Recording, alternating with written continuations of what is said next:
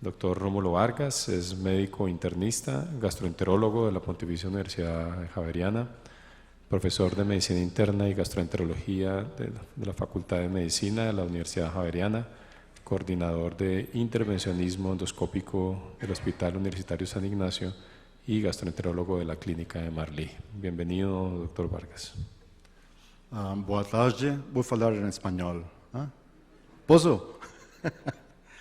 Buenas tardes, gracias.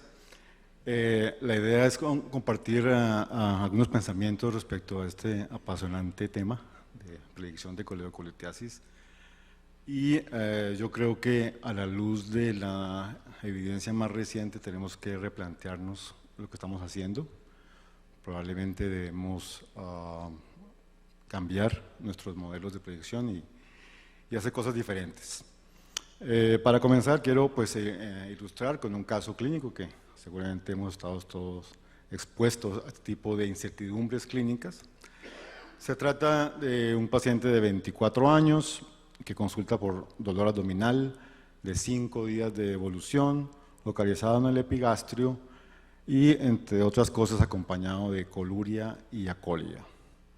No hay otros antecedentes relevantes, en particular no hay ingesta de alcohol exageradamente, y al examen físico el paciente luce anictérico en el momento que llega al hospital y realmente luce bastante estable al examen físico abdominal.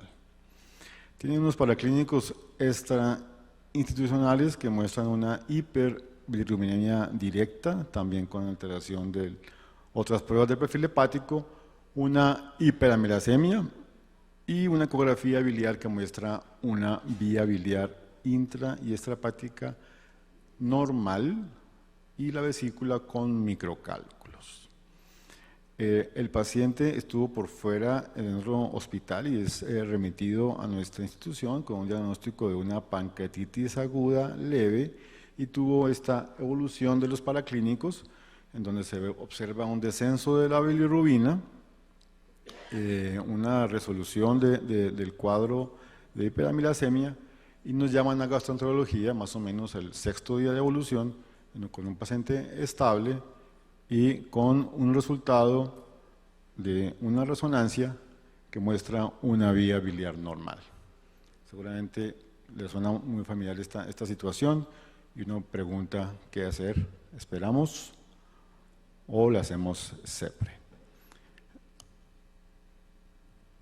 El dilema al cual asistimos es frecuente para nosotros porque la prevalencia de la enfermedad litiásica biliar en el mundo es muy alta, afectando hasta el 20% de la población general, con una incidencia que casi que alcanza rangos epidémicos de aproximadamente 1 por 100 habitantes año, la incidencia de colelitiasis.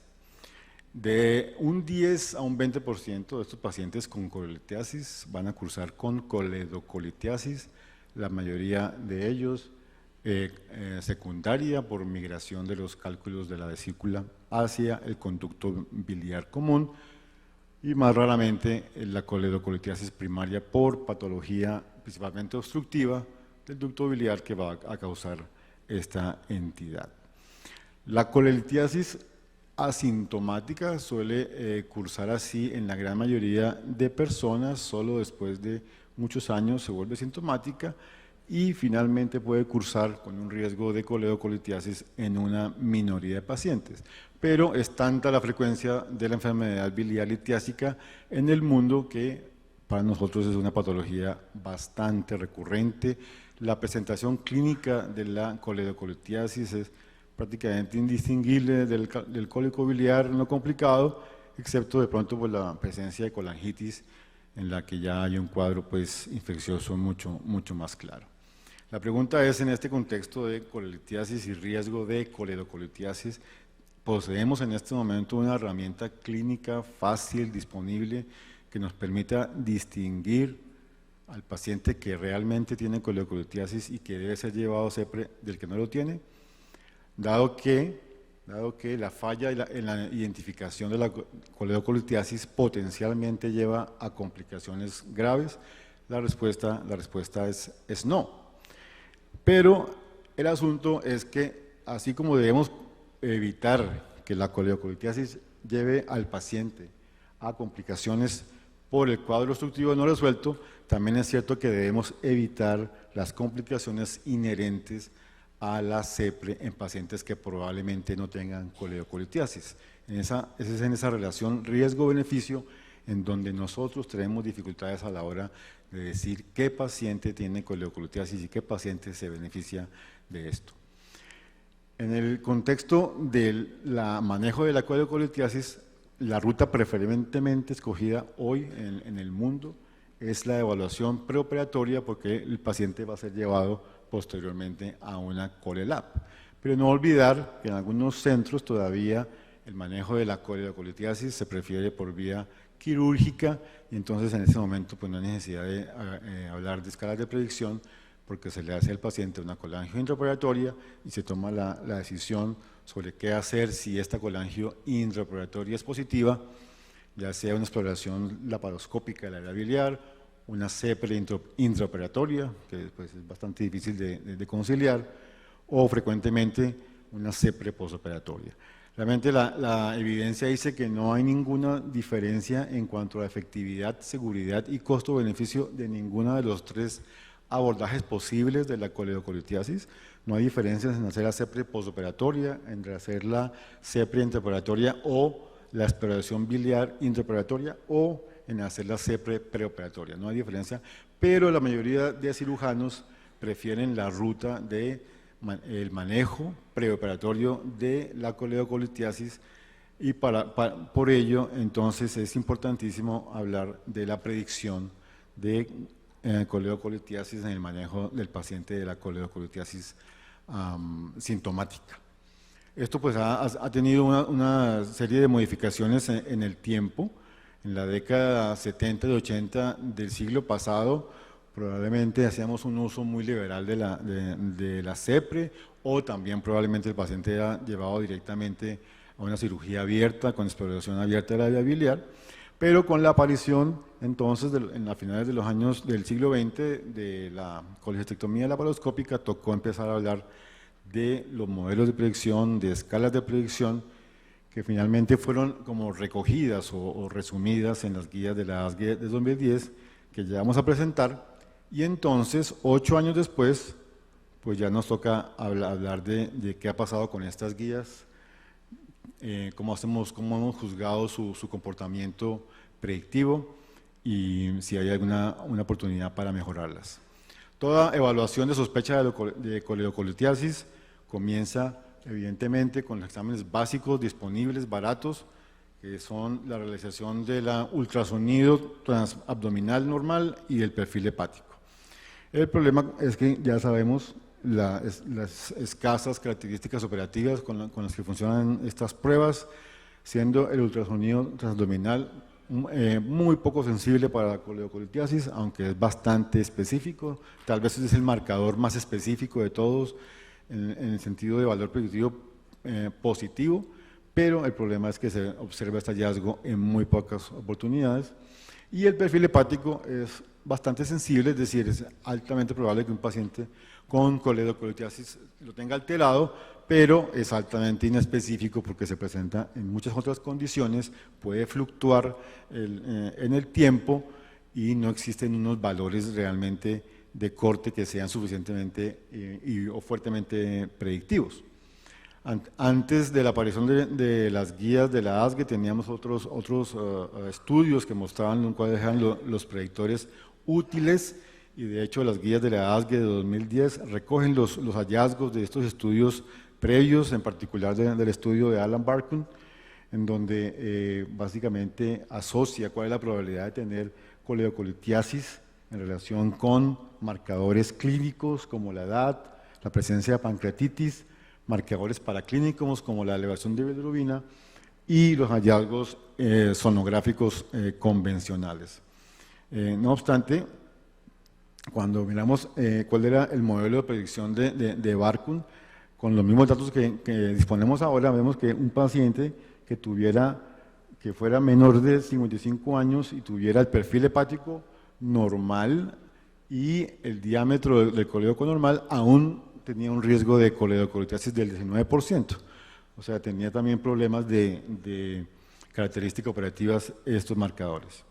Entonces, la guía de la ASGE 2010 recoge estos scores, pronósticos diferentes y establece unas recomendaciones que son las que son más ampliamente seguidas en todo el mundo hoy día, en la que básicamente crea una estratificación de los pacientes en 3 grados de riesgo con base en los hallazgos convencionales, sonográficos y de laboratorio, y determina de manera inmediata la conducta. Eso es bastante importante porque un paciente que tenga el perfil hepático normal y la vía biliar normal es clasificado como de un chance bajo de coledocolitiasis y puede ser operado sin ningún problema, definido por la guía como una incidencia menor al 10%, repito, pero en realidad esta incidencia de litiasis residual, cuando el riesgo es bajo, es inferior al 1%.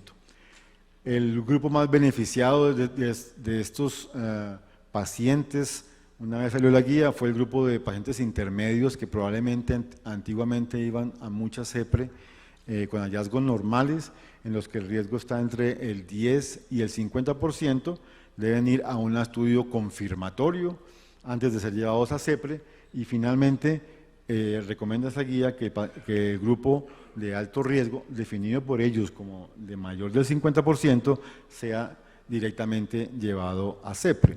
Estas predictores de coledocolitiasis se comportan mucho mejor con la guía de la ASGE que con los modelos previos, ¿cierto? Entonces, y además son de fácil recordación, datos que llegan rápidamente a la cabeza del médico, entonces ganaron amplia popularidad. Y definen nuevamente la ruta de intervención o de estudio que el paciente requiera.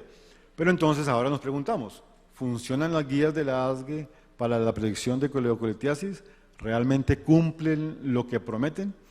Entonces, unos 8 estudios desde el 2010 para acá revisan el comportamiento clínico de las guías. Aquí les traigo los más importantes. De estos estudios, la mayoría son retrospectivos, son series relativamente grandes, en las que, por ejemplo, en este estudio americano de 1000 CEPRES para 500 pacientes, encontraron que la positividad de cálculos en esta gran serie fue del 56%, ¿cierto? Los predictores verán básicamente los mismos, con sensibilidad y especificidad, y encuentran que en los pacientes designados como alto riesgo hay cálculos en el 62% de los pacientes. Entonces, este estudio es realmente muy citado y dice que en sus conclusiones que las guías son válidas y precisas. Otro estudio también que tiene amplia citación en la literatura es este de Adams, también americano, y que encuentra que tienen una precisión, una exactitud del 62%, es decir, por encima del 50%, que es lo que la guía promete. No obstante, ya comienza a mencionar que esos valores de 62% de exactitud están generando posiblemente un sobreuso de CEPRE y que probablemente haya que hacer investigación adicional para tratar de mejorar esas características operativas de las pruebas. Este estudio es interesante porque es hecho sobre todo en mujeres hispánicas en Estados Unidos, o sea, se parece un poco a lo que podría ser nuestra población, entonces es interesante encontrar que se comportan un poco mejor las guías en personas hispánicas, con una probabilidad alta hasta el 75% de hallazgos de coledocolitiasis en personas que han sido asignadas al grupo de alto riesgo. Y además responde también, o pretende responder, otra de las preguntas que nos hacemos con frecuencia, es si la modificación o la variación en el perfil hepático, si le hacemos un seguimiento al perfil hepático, modifica la sensibilidad o especificidad de estas guías, de estas recomendaciones, y resulta que no, ni el descenso de la bilirrubina predice paso de cálculo, ni la persistencia de la elevación de las pruebas predice tampoco su permanencia en la vía biliar. O sea, el seguimiento del perfil hepático no mejora las características operativas de las pruebas respecto a la valoración de inicio del paciente. Entonces, en poblaciones hispánicas, en este estudio en particular, la guía se comportó como lo predice, 70% positividad, pero nuevamente también mencionan que tienen globalmente subóptimo su comportamiento porque hay un 30% de sobreuso de CEPRE. Este estudio turco básicamente llega a las mismas conclusiones, buscando otras latitudes. Encontramos este estudio peruano, también tiene una tasa positiva de coleocolitiasis del 80%, pero haciendo énfasis en que hay un 20% de CEPRES que son negativas. Y este es el más reciente en la literatura, es de este año, en donde concluyen que las pruebas, las guías de la ASGE tienen solamente una exactitud modesta y que hay mucho espacio para mejorar. Incluso en este trabajo comparan con otros algoritmos y realmente no se logran superar esas cifras. Realmente habla de que hay que mejorar estas características operativas de las pruebas. Nuestra propia experiencia, este trabajo publicado preliminarmente como póster en la Semana Digestiva Americana del año pasado, hicimos 711 casos de CEPRE, todos llevados con alta probabilidad por los criterios de la ASGE, y encontramos básicamente un valor predictivo positivo del casi 80%, pero lo cual quiere decir que una de cada 5 CEPRES fue normal, no hubo hallazgos positivos. Entonces, en resumen, los pacientes clasificados como alto riesgo tienen más del 50% de probabilidades de tener coleocolitiasis, que es lo que la guía de la ASGE promete. Pero la otra cara de la moneda, la lectura inversa, es que estas guías llevan a un 20 a un 45% de CEPRES diagnósticas o CEPRES probablemente innecesarias. Entonces, finalmente, en casi todas las conclusiones de los artículos que dicen que las guías son exactas, porque cumplen lo que prometen, inmediatamente afirman que llevan a CEPRES innecesarias, que tienen comportamiento subóptimo y que usan ya la palabra, por ejemplo, CEPRE, un nivel de riesgo de CEPRE inaceptable. Sabemos que los estudios retrospectivos tienen sus debilidades, entonces hay un par de estudios prospectivos, pero que tampoco cambiaron el panorama. La capacidad predictiva de las guías sigue rondando entre el 60 al 80%, sin mejorar las cifras respecto de los estudios retrospectivos. Entonces, con el modelo vigente de las guías americanas, que son buenas en la medida que sí disminuyeron el número de CEPRES respecto a lo que había anteriormente, de todas maneras, un gran porcentaje de pacientes clasificados como de alto riesgo no van a tener coleocolitiasis, conducen a una inaceptable tasa de CEPRES diagnósticas. Como ya lo mencionó el doctor Artifón, la tasa de complicación de CEPRE es alta, luego el riesgo y beneficio de esos pacientes se invierte si la CEPRE es normal, y la primera manera de evitar la complicación de las CEPRES es no hacerlas que no son claramente indicadas, ya que de hecho la vía biliar normal en algunas series de casos ha mostrado ser un predictor de complicaciones de más pancreatitis, lo cual a su vez pues, genera costos secundarios por CEPRES no indicadas. Entonces, ante este escenario, varios autores se han propuesto cómo podemos mejorar las guías, podemos optimizar los parámetros. Algunos pasan directamente a decir que nada de predicción, que los pacientes deben ser manejados todos quirúrgicamente, todavía lo dicen, pero uno podría decir, ¿será que los datos clínicos me mejoran el comportamiento de las guías? Esto ya lo mencionamos, la repetición del perfil hepático cambia el valor predictivo, lo mejora, lo empeora, pues ni lo uno ni lo otro. No sirve hacer un seguimiento del perfil hepático, no va a mejorar el valor predictivo. La pancreatitis aguda, que está clasificada como de riesgo, como un factor de riesgo moderado en la ASGE, predice la presencia de coledocolitiasis. Es supuestamente es todo lo contrario. La presencia de pancreatitis aguda disminuye el comportamiento predictivo de las guías. Pues ya recordamos la fisiopatología de la enfermedad, que es un cálculo que pasa que sale espontáneamente. Si modificamos los parámetros de corte del diámetro del colédoco o el valor de la bilirrubina, entonces se inventan scores donde sopesan las variables de manera diferente. Básicamente hay 3 o 4 propuestas de score de los últimos 3 años, pero realmente los cambios en la predicción son los mismos, con tasas de positividad para CEPRE no superiores al 80%. Este score, el más reciente, realmente arroja unos resultados increíbles, pero si uno lo mira bien, es la misma tabla de la ASGE, sino que en vez de poner riesgo en palabras, lo ponen en números, pero no cambia realmente la capacidad predictiva. Entonces, si con los criterios clínicos tradicionales no tenemos optimización, ¿qué pasa si hacemos los estudios de imágenes de ultrasonido o resonancia, en particular para los pacientes con clasificación de alto riesgo, que son los que van directamente a CEPRE? Entonces, de esto sí hay literatura reciente, más abundante, tratando de escoger entre resonancia y ultrasonido endoscópico.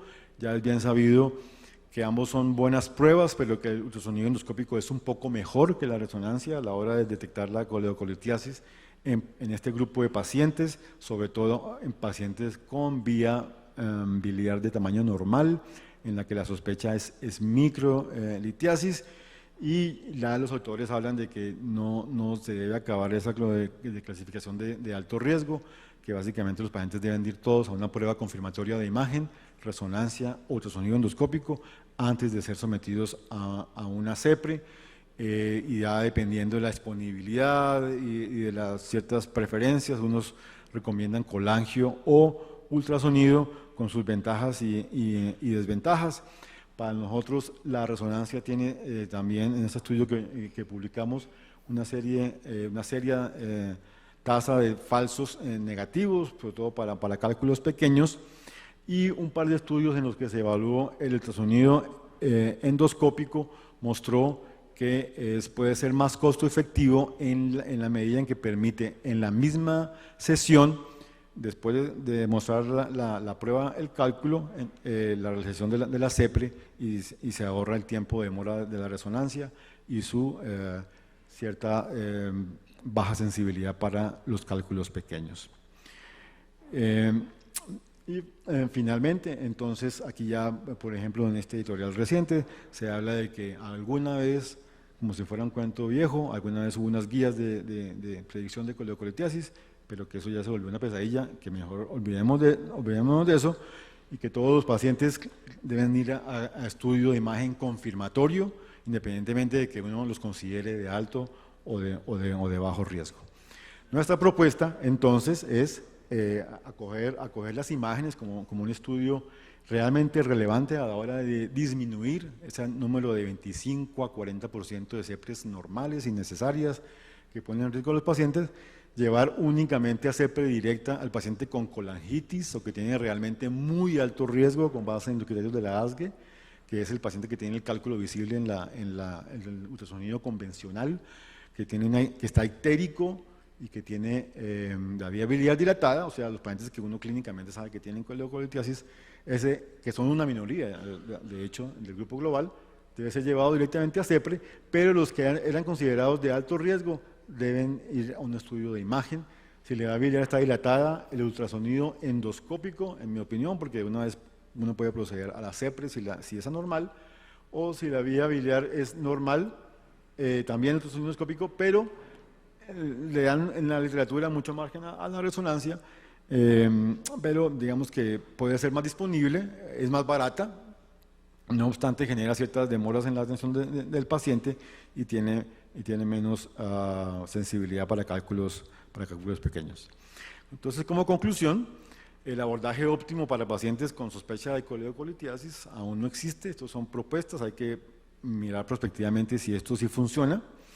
Un porcentaje importante de pacientes actualmente clasificados hoy día como alto riesgo no tienen coledocolitiasis y se van a una CEPRI innecesaria. Eso hay que cambiarlo, eso hay que bajar esa cifra, hay que bajar la incidencia de complicaciones. Hay que investigar nuevos algoritmos donde haya disponibilidad, hay que usar más ultrasonido y más resonancia, o finalmente la colangiografía intraoperatoria puede ser también una solución en donde no haya disponibilidad de estas técnicas avanzadas de imagen.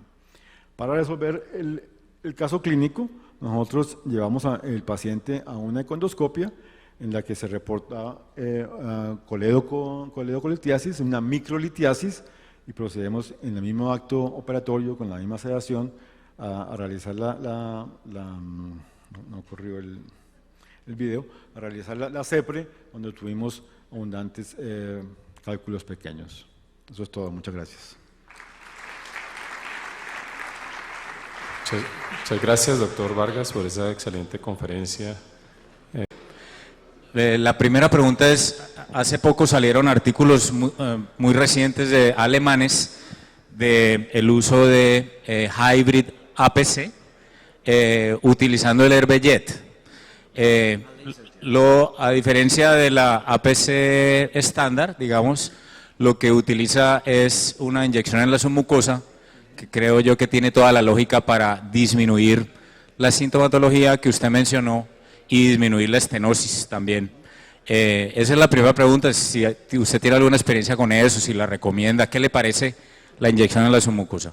Y la segunda es que en los casos que hemos hecho acá en Colombia, hemos tenido, pues, obviamente, recurrencias que ya se mencionaron, pero mi pregunta es, ¿cuántas veces, o sea, cuántas sesiones usted utilizando APC sin elevación ha tenido que reintervenir o hacer la próxima sesión en sus pacientes? Porque tengo entendido que los promedios son de 3.5 a 4. Entonces, cuando el paciente llega la tercera vez, ya a veces las empresas de medicina prepagada hacen una doble junta para autorizar, porque ya se supone que ya después de 3 veces la cosa como que no funciona. Gracias. Bueno, sí, tengo experiencia con el APC, este nuevo que eleva la submucosa, y ahí se puede. La teoría que disminuiría la chance de haber estenosis. ¿Por qué? La estenosis ocurre si se quema, si la lesión llega a la muscular propia del órgano. Y si no llega, no habría entonces estenosis. Esta es la gran ventaja de esta técnica. La ventaja no es de erradicación del Barrett, sino de menos estenosis, porque ahí elimina eso. Esta es la ventaja. Y que cuando la técnica normal de APC, no se sabe que si se llega con la técnica que uso, se va a llegar a la submucosa, que es su objetivo, pero muchísimas veces se llega también a la muscular del órgano. Nosotros tenemos como alrededor del 20% de estenosis, pero muy fáciles de manejar endoscópicamente. La segunda pregunta, el número de sesiones. Bueno, depende del tamaño del talle del Barrett. Si es un Barrett hemicircunferencial de hasta 2-3 centímetros, se puede hacer una sesión solo. Si es un Barrett hemicircunferencial más grande, se hace 2 sesiones. Si es circunferencial, hay 3 a 4 sesiones. Si es un Barrett, por ejemplo, de 3 centímetros, 2 sesiones. Pero si es un de 5 o 6, ahí sí se hace, o sea, hacemos mitad de un lado, después cada mitad, porque no se puede hacer circunferencialmente de una sola vez, que el paciente no va a comer después. Yo no me acuerdo cuáles eran las otras preguntas. Sí, no, esa básicamente era porque cuántas, por ejemplo, el caso que usted mostró, que le hizo una hemicircunferencial con APC, ¿cuántas veces? 4 sesiones, tenía un Barrett de 8 4 en centímetros. total. Tenía un Barrett de 8 centímetros aquel paciente. ¿Y dolor? Siempre tienen. Sí. Siempre, odinofagia van a tener por 3, 4, 5 días, a veces más. Tal vez el dolor pueda bajar con inyección a la submucosa, ¿no? No, También. el dolor se trata con Novalgina, con dipirona, gotas y se quedan bien. Dieta líquida 2, 3 días. Eso lo hacemos de manera ambulatorial, no interna para hacer. Algunos llegan a tener derrame pleural también, chico, pero sí puede tener fiebre también por la necrosis. Estas son las complicaciones agudas. Muchas gracias. De nada. Doctor Peñalosa.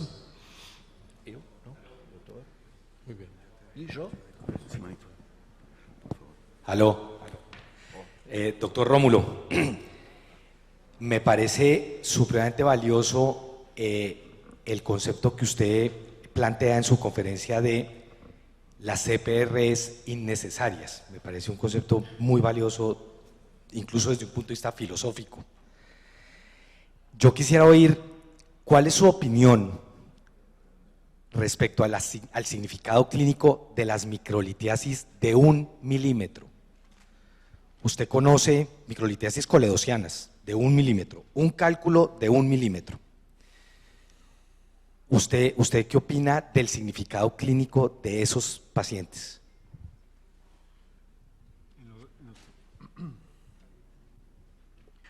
En las series que allí les mostraba de CEPRE positiva, incluían pacientes con barro biliar o con microlitiasis, afirmando que pueden tener el mismo curso natural de pancreatitis, colangitis, tal cual del cálculo grande convencional. Es decir, sí se le atribuye papel patogénico en la génesis en la pancreatitis aguda y colangitis. O sea, sí tiene valor tratarlo. Doctor Artifón y posteriormente el doctor Pineda. Então, mira, na verdade, esta pergunta sua é muito interessante por causa que situações com esse cálculo que, na verdade, há que ser hecho como lama, barro, bilhar, os cálculos de 1 ou 2 milímetros, que são extremamente pequenos, são situações que, na verdade, tendrão pancreatites ocasionais que aparecem 1, 2, 3, 4, 5 vezes e param automaticamente. Então, situações como essa, é importante fazer sempre com uma secção papilar também, sempre, e uma secção realmente muito ampla, por causa que se tiver outros cálculos de 1 milímetro, 2 milímetros, salirão solo. Então, quando se habla em microlitiasis, sua aparência clínica é de pancreatitis leve, pero repetidas várias e várias vezes. E é uma situação que há que fazer sempre com secção papilar, sempre. Doctor Pineda. Gracias. Bueno, felicitaciones, una gran presentación de todos los expositores. Quisiera el comentario del doctor Rómulo Vargas frente a la opinión que tiene de la intervención en rendezvous en simultánea durante la colecistectomía, canulación del cístico con inyección y, si es positiva, pasar una guía y el gastroenterólogo en un tiempo de llamado rápido, si está disponible, lo hace. Nosotros publicamos una serie en donde, a través de esta técnica en el Hospital del Tunal, haciéndola en todos los pacientes que tenían probabilidad intermedia hacia arriba, por los índices que usted mencionó de la época, el cirujano muy rápidamente, con un catéter transyugular, lo usaba para hacer canulación del cístico, obtenía imágenes muy rápidas. Nosotros, cuando entrábamos allá, entrábamos al duodeno y encontrábamos ya colocada la guía.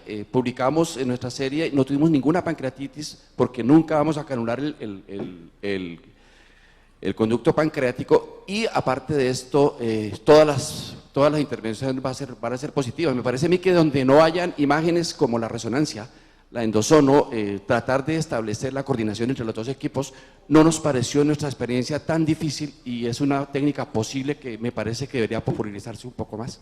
¿Cuál es su opinión? Sí, completamente de acuerdo. Está validado en los estudios de costo-efectividad como una técnica importante. El asunto es que no es fácil, como, a la hora que operan los cirujanos, tener siempre un equipo de endoscopista dispuesto a hacerlo en el intraoperatorio, ¿no? O sea, si la cirugía es en la madrugada, por ejemplo. Es decir, todo depende realmente de la disponibilidad del equipo de endoscopia para atender el llamado del cirujano. Pero en términos de desenlaces es comparable a la CEPRE postoperatoria o la CEPRE preoperatoria. No es superior, se cambia el perfil de morbilidad, pero sí es cierto que conduce a menos pancreatitis y por supuesto que a menos CEPRES innecesarias. Nosotros también hemos tenido una experiencia similar en algunos casos, pero la verdad cuando nos llaman en la mayoría de veces no podemos ir porque estamos haciendo otras cosas, pero realmente es una técnica que ha mostrado resultados comparables. ¿Puedo hablar? Sí. Esto lo mismo pasa en Brasil. El gran problema es que hay una cosa que es la teoría, otra la práctica. ¿Por qué estos datos de la ESG que lo ponen como gran probabilidad es más que 50%? Esto no es una gran probabilidad es 80 o 90 y no 50%. Uno, que el colédoco lo pone en la ecografía, el ultrasonido, como 6 milímetros. El talle de la vía biliar va aumentando con la edad. Una chica de 30 años va a tener 2-3 milímetros, una vieja de 70 va a tener como 6, 7, 8 milímetros como normal. Entonces, 6 milímetros es un promedio. Si aumentar esto para 8, 9 o 1 centímetro, como usamos nosotros, va a aumentar de estos 50 para 70% por lo menos. Ese es un punto. El segundo punto es que quien hace colangio sabe que muchos cálculos pasan solitos por la naturaleza y no por nosotros. Entonces el paciente tuvo los datos de hace 5 días, llega a la colangio, va a ser la papila está lesionada por la pasaje del cálculo y el examen no estaba errado. La fosfatasa, la ictericia tenía hace 3-4 días, no hoy. Entonces esto también es algo que pasa en la realidad. Del punto de vista teórico, la mejor cosa es hacer la CEPR después de la colecistectomía. No hay duda, no queda duda cuanto a eso. Términos económicos para el paciente, el sistema de salud, etcétera, etcétera. El problema es convencer a los cirujanos brasileños eso, porque se mueren de miedo que nosotros no los sacamos la piedra después. Entonces siempre quieren la CEPR antes. Entonces, desde el punto de vista práctico, el problema del rutinero de la CEPR después en Brasil es el cirujano, no sé cómo es en Colombia. ¿Es lo mismo?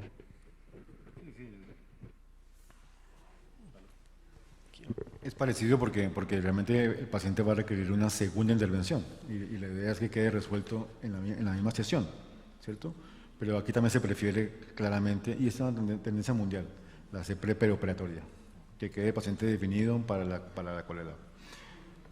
Sí, de acuerdo, el temor es exactamente el mismo que se vive en Brasil. Una pregunta en términos de tiempos, vamos a hacer únicamente 2 preguntas más. Doctor Martín Gómez. Y doctor Mario Rey estaba pidiendo la mano. 2 preguntas más y terminamos esta sesión.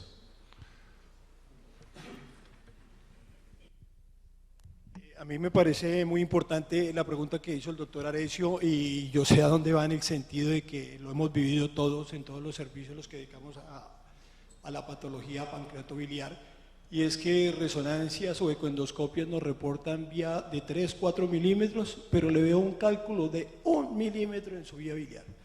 Infortunadamente estos pacientes, dado que tienen ese respaldo de imagen, van a una CPR que la mayoría de veces es difícil por las características y porque muchas son mujeres y desafortunadísimamente, y lo hemos visto, muchas terminan en pancreatitis agudas severas y en muerte. Por política en nuestro hospital, todos estos pacientes que tienen cálculos que nos reportan 1 milímetro o máximo 2 milímetros, y pues sería mi humilde recomendación, es mejor que los envíen a la colecistectomía, porque con el simple colangio intraoperatoria, con solo el cirujano echar el medio de contraste para verificar eso, el cálculo migra o ya no existe, y nosotros le decimos, por favor doctor, opere ese paciente, si usted le ve el cálculo yo me comprometo a subir a hacerle la colangio intraoperatoria, y en el 90% de los casos no nos llaman. o era un falso positivo o el cálculo migró, pero se le salvó una vida a un paciente y esa sería mi recomendación, porque hemos visto las consecuencias de intentar canular persistentemente vías biliares normales porque alguien dijo que tenía un cálculo de 1 milímetro. Doctor Mario Rey. Doctor Mario Rey. No, pero es que también depende del contexto clínico, porque estamos hablando de un paciente sintomático, o sea, es decir, no solamente el examen se interpreta a la luz de lo que ha tenido el paciente o la paciente, tiene colelitiasis sintomática, tiene alteración del perfil hepático o porque llegó a un ultrasonido endoscópico. Hay una probabilidad intermedia. Entonces, si tiene un dolor, un cólico biliar, está sintomático, tiene alteración del perfil hepático, vía biliar normal, debe ir a un examen confirmatorio. Si hacemos un examen confirmatorio para no hacer la CEPRE, pues entonces creo que no tiene sentido. Yo creo que estoy de acuerdo con el doctor Artifón, la microlitiasis puede producir pancreatitis a repetición y el paciente debería ser llevado a CEPRE. Aunque, pues claro, que la prevalencia de microcálculos de 1 milímetro pues no es muy alta, deben ser casos excepcionales.